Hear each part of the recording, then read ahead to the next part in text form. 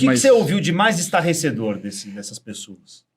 Esse método de fritura do Edinaldo, que é sempre um padrão. Existe um padrão lá dentro. Que ele não gosta, quem ele na cabeça dele, vê como inimigo ou que está conspirando contra ele, ele começa a fritar. Ele não demite de cara. Ó, desculpa, mas você está fora. Não. Ele começa a não falar mais com você. Ele começa a falar com o seu subordinado e vai te minando, até você pedir a conta ou ele te demitir. Esse é o padrão do Edinaldo em todos os casos, assim. E pessoas que se sentem traídas por ele, valeu. Pessoas que se sentem traídas por ele, porque, enfim, ele deu confiança, ele acreditou no projeto dessas pessoas. E tem gente que vai lá acreditando que vai melhorar o futebol brasileiro. Eu escutei muito isso. Olha, eu gosto do futebol. Tem gente que vai de coração. Eu gosto. Vai acreditando, inclusive né? mulheres, que eu acho legal, né? Mulheres que, olha, eu gosto do futebol, eu fui contente porque eu acreditava que eu fosse fazer algo para o futebol brasileiro. E chegando lá, eu vi que não tem profissionalismo nenhum, a gestão é um caos. Enfim, é muito triste. Quantas isso, mulheres, né? Alain, você entrevistou? Dos 22 aí. Umas 6, talvez. E todas falaram desse negócio Todas. Dessas mensagens, esse negócio de cunho sexual. Fora aí. assim, a mensagem de assédio sexual, ainda que sutil, tipo convite para jantar, como você tá bonita hoje, tal. Coisas sutis, mas sempre tem um negocinho, né? no ambiente de trabalho, que deveria ser profissional. Tal, né? Assim. O que aconteceu com o Rodrigo Paiva? O Rodrigo Paiva, bom, ele era diretor de comunicação da CBF, começa a ter o seu trabalho minado lá dentro também, né? Isso no ano passado. Porque o Rodrigo Paiva, ele era da turma antiga, do lá Ricardo atrás. Teixeira. Isso. Ele sai com o Ricardo Teixeira e ele volta com o Edinaldo. Se eu não me engano, com o Edinaldo ou com o Caboclo. Agora me foge um pouco, mas mais ou menos por aí. 20, 21. O e fica era até o ano casado passado. com aquela atriz, não era? A Maitê, né? A Maitê Proença? Não é mais, né? Já está em outro casamento. Antigamente, né? Tá. Muito antigo. Mas sim, é ele. Tá. O próprio. E aí ele começa a ser minado lá dentro também, ele rompe com o Edinaldo e aí abraça a candidatura do Ronaldo, né? E aí ele é demitido por conta disso. Hoje ele está no Flamengo.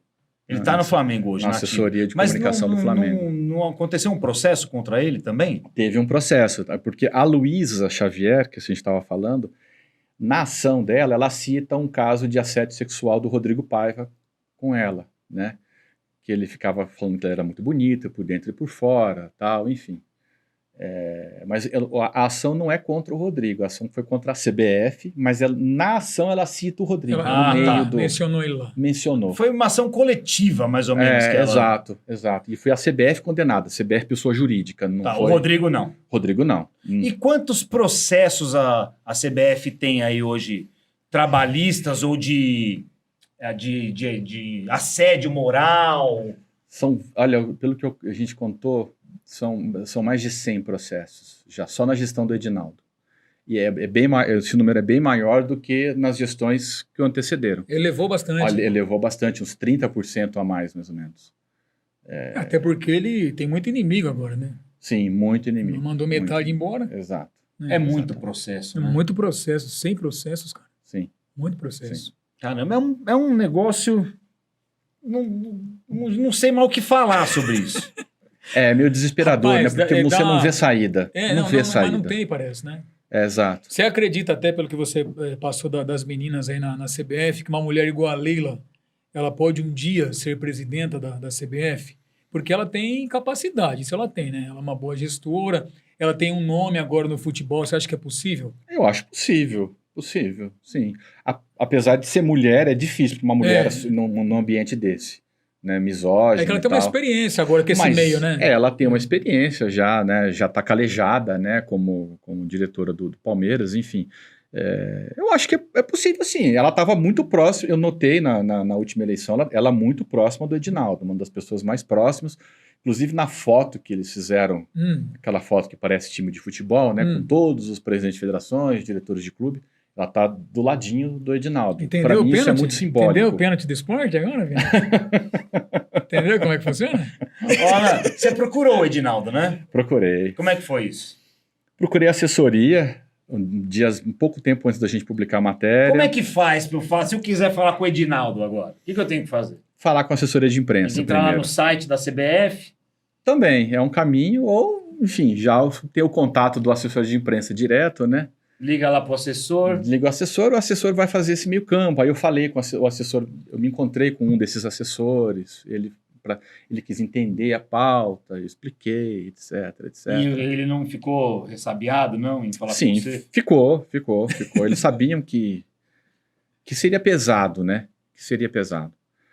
E eu acho que ele também não tem muito costume de lidar com uma situação crítica dessa, né? Porque ninguém costuma incomodar a CBF, né? Que a gente estava falando, né? No jornalismo esportivo.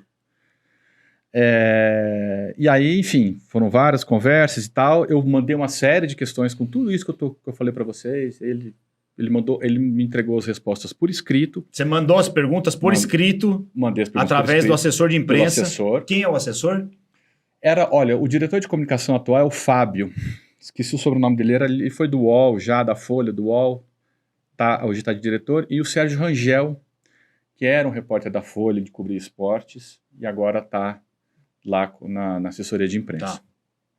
Falei bastante com o Sérgio Rangel, enfim. O Edinaldo entregou por escrito as respostas, só que quis me receber. Como me parece que ele tem esse costume de receber os jornalistas, enfim, de conversar com os jornalistas. Mas as respostas chegaram primeiro. Ele me entregou no nosso encontro. Entregou no encontro, tá? Num papel mesmo. Aonde foi isso aí? Na CBF. Na CBF. No Rio de Janeiro. Como é que exato. você chegou lá?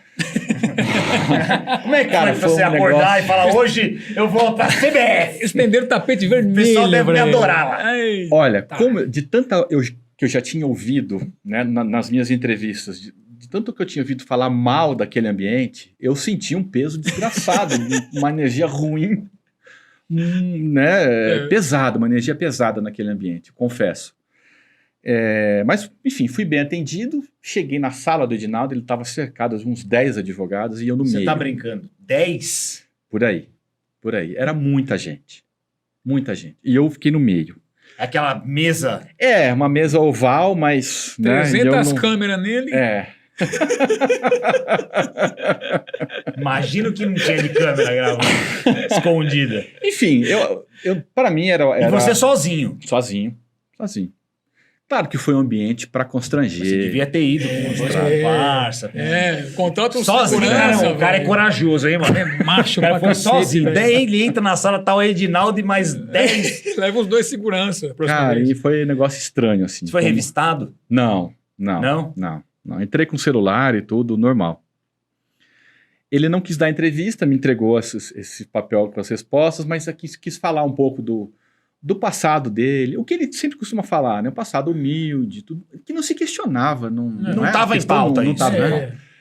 Por ser negro, ele enfrenta muita resistência, sempre enfrentou pelas origens humildes dele, na Bahia, etc, etc. Falou um pouco. Uma coisa que eu notei, ele nunca olha para os seus olhos quando ele está falando com você. Sério? Se ele está falando com você aqui, ele tá olhando para cá. Uma coisa que me chamou a atenção. E já tinham me falado esse comportamento dele, que eu acho estranho, né? Você está conversando com a pessoa, enfim. Mas foi uma conversa amigável, de uns 40 minutos, mais ou menos. Ele educado. Você tomou um cafezinho lá, não? Tomei um cafezinho. Não toma não, tomei velho. com algum receio. E aí fui embora e assim foi, né?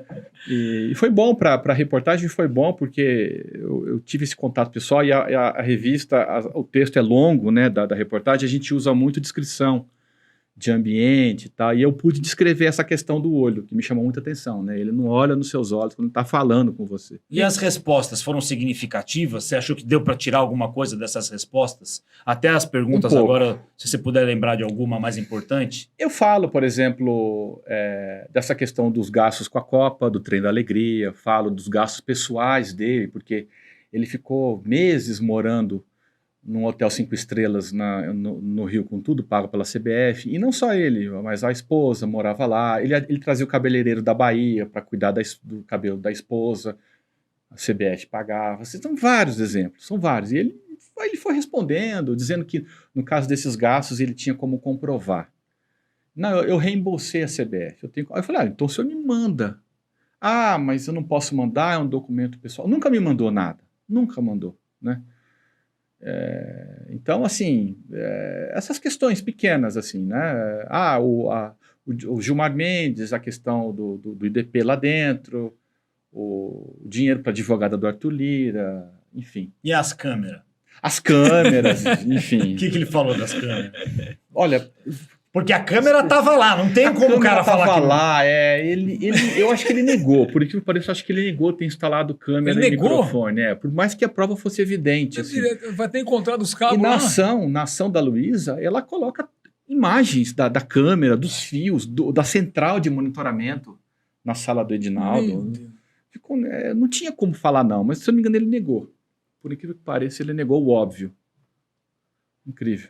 Sensacional, né, Fenetinho? Pois é. O cara é um gênio, velho. E nunca mais você teve contato com ele ou ninguém da CBF? Ninguém. Depois que a reportagem foi publicada, ninguém te procurou? Na CBF, absolutamente ninguém.